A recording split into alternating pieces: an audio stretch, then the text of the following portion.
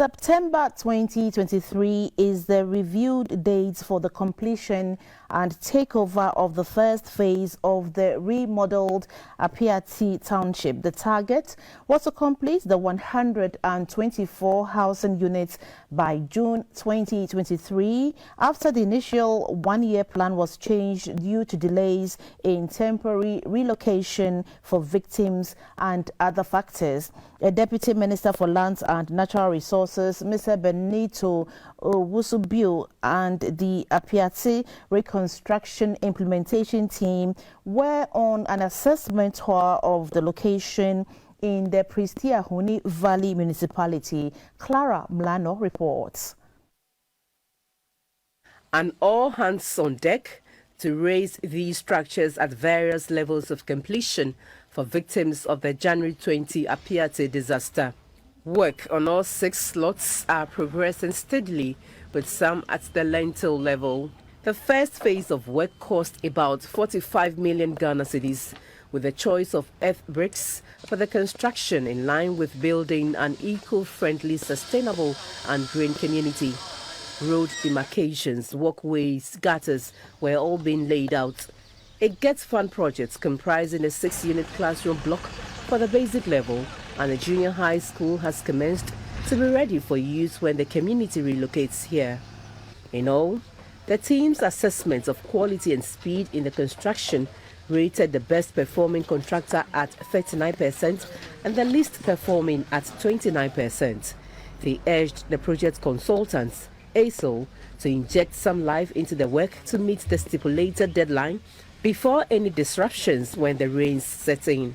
On welfare and economic livelihoods of the victims, the Chief Executive of the Prestea Huni Valley Municipality, Mr. Isaac Dasmani, said, aside the various donor support, the Assembly has some financial quota assisting the people.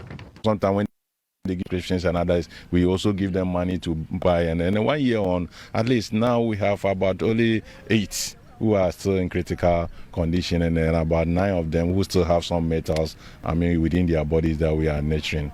While outlining the various interventions put in place to avert a future recurrence of the explosion, a Deputy Minister for Lands and Natural Resources and Chairman of the Appiatse Reconstruction implementation team, Mr. Benito Owusu-Bio, allayed fears of the public of any delays. Initially, our timelines were that we start somewhere in June and then we complete June next year, June this year. But we thought we could house them in tents, only for the rains to come to expose us, for us to realize that that was untenable.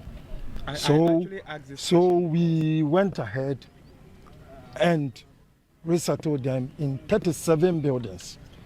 That is 37 buildings, and they are all here for everyone to see.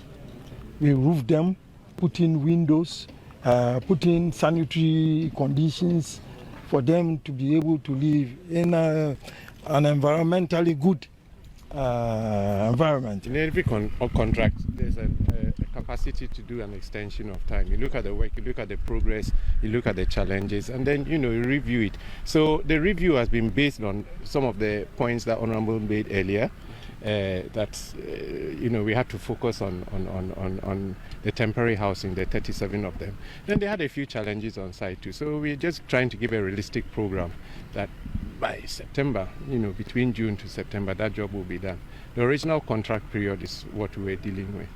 Organizations who made various pledges in support of the rebuilding of the collapsed community were urged to make good their promise to give life back to the grieving community 1 year on after that dark day in our nation's history.